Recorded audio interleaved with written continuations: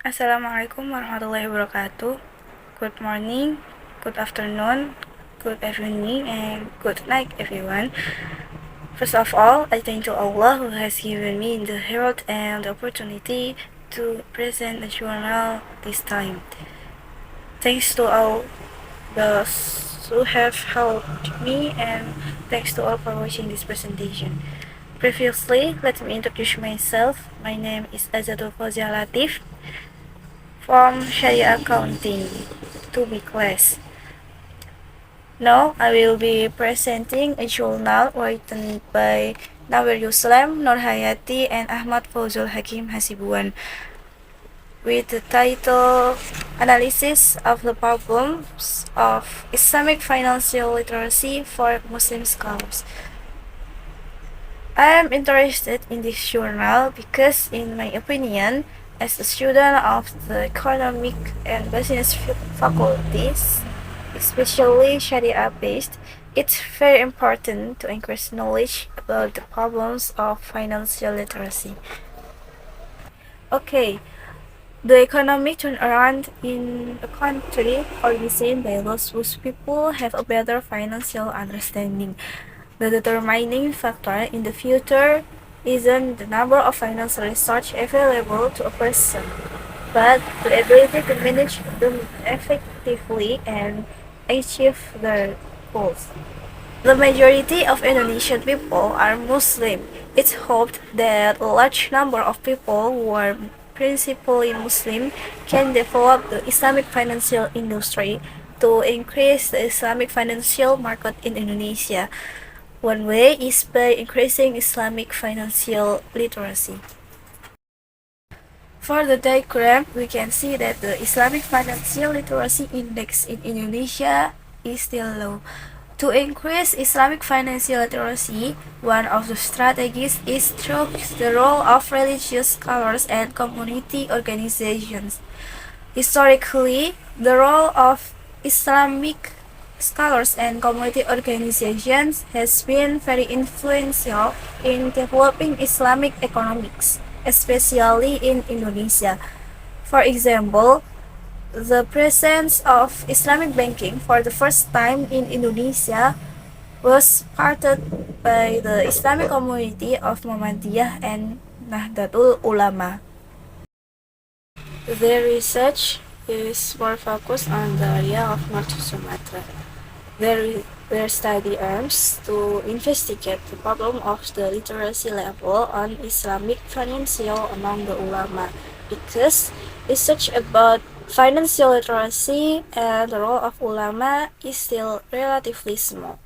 Therefore, they try to look at more research on community behavior related to Islamic financial literacy.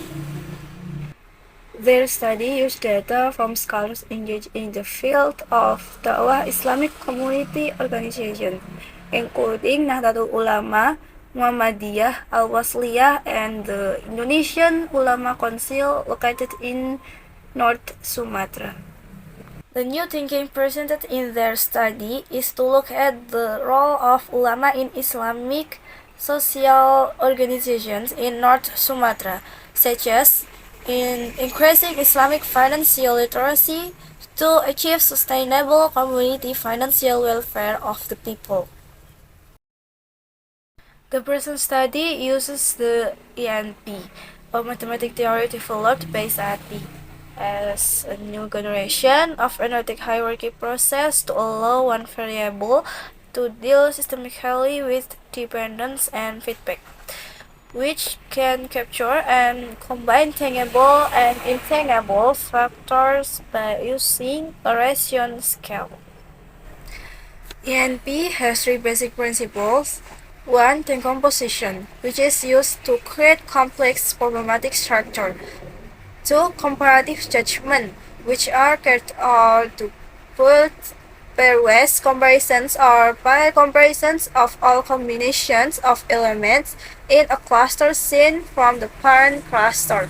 And three, hierarchical composition, or synthesis of priorities, which is applied to multiplying the local priority of the elements in the cluster with the global priority of the parent element. The ENP model applies primary data through several steps. First, model decomposition through literature review and focus group discussion or FGD. Second, model quantification via pairwise questionnaire. And third, synthesis and analysis. They selected 7 experts to fill out the simplified ENP pairwise comparison questionnaire. The questions in the ENP questionnaire are pairwise comparisons between elements and clusters to determine which of the two has the more significant effect and how big the difference is. The ENP process in this research has 3 steps: model construction, model quantification, and result analysis. Model construction. In this phase, researchers conducted a literature review and in-depth interviews by inviting 7 experts to create the ENP framework. Then, this ENP framework was subsequently validated by an expert team to most knowledgeable respondents among the peers. Model quantification. In this phase, pairwise questionnaires are computed using the super decision software based on the established ENP framework. Result and analysis. Phase 3 present the results and synthesis of the ENP network. The data are exported to an Excel worksheet to produce the expected outputs. Afterward, a geometric mean or average of all responses was calculated and resynthesized to produce a scientific consensus result analysis.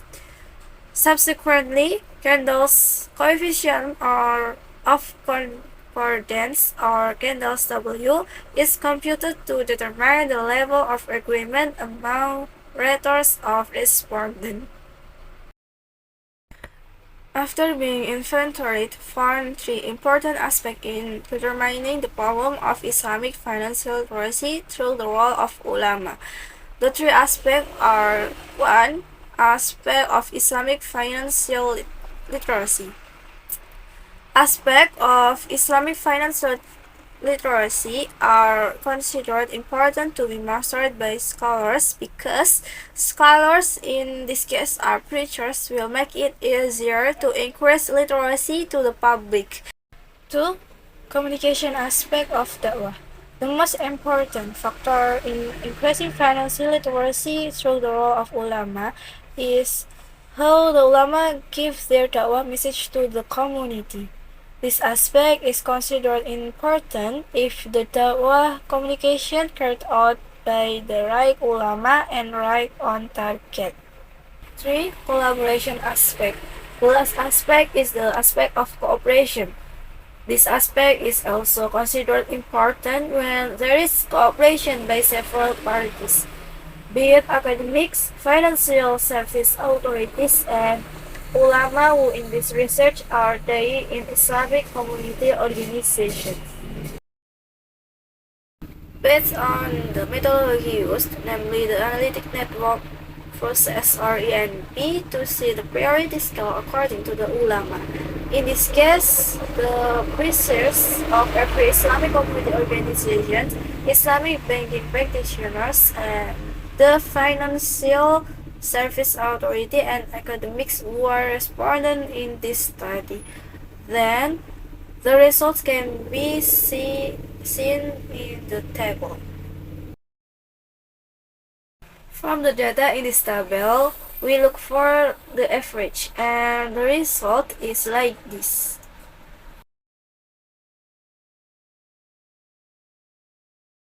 From this data, we make it into a diagram to make it easier to conclude.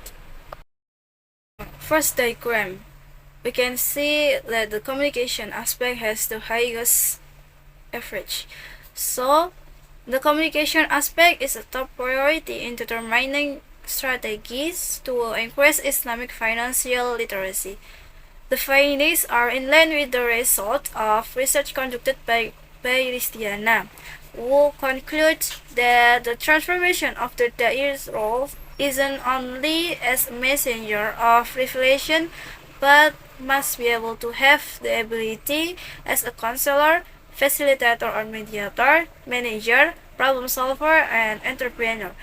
Likewise, research conducted by Nur Hayati conclude that Islamic banking has carried out business activities that communicate the message to the public, in this case, customer and the public. Second diagram, we can know that the most priority Islamic financial literacy problems are the problems of Islamic financial knowledge. Based on Hasanah, showed that the data was collected from 31 questionnaires. 18 people already knew about the Sharia principles Islamic banking system due to popular information for counseling or seminar. Certain people don't know in-depth explanation, and some still think that Islamic banks are the same as conventional banks. Third diagram shows that based on the combined opinion of the respondents, the most priority dakwah communication problem in increasing Islamic financial literacy through the role of ulama is the problem of dakwah innovation. It's consistent with research by Samsina concerning dakwah innovation through multimedia concludes that one of the innovations in preaching is the use of multimedia in missionary activities. Multimedia dakwah is important as a tool or media in conveying dakwah. And the last diagram, we can know that the most priority problem of cooperation in increasing Islamic financial literacy through the role of ulama is the problem of Islamic organizations with the Islamic finance industry. This is by research conducted by Ashraf et al., which states in order to establish good cooperation with Islamic religious leaders or preachers in order to increase their participation to awaken the Islamic community to carry out muamalah according to Islamic law. There are several problems of Islamic financial literacy priority to determine a strategy for increasing Islamic financial literacy through the role of Islamic scholars, namely the problem of knowledge of Islamic finance, the dakwah communication innovation, and the problem of cooperation, the Islamic organizations with an Islamic finance industry. Policymakers should carry out outreach and education programs involving Islamic scholars and financial institutions regularly, such as activities involving the OJK or Financial Service Authority, Islamic financial institutions, academics, and Islamic organizations so that there is a synergy that has an impact on increasing the Muslim scholars' financial literacy. And in the end, this ability can be conveyed to the public. Then carry out a national financial literacy strategy by providing a special place for increasing Islamic financial literacy through the role of Muslim scholars. Okay, I think enough. Thank you for listening. I hope everything that I have presented is useful for all of us. And sorry if there are many mistakes. Wassalamualaikum warahmatullahi wabarakatuh, and see you later.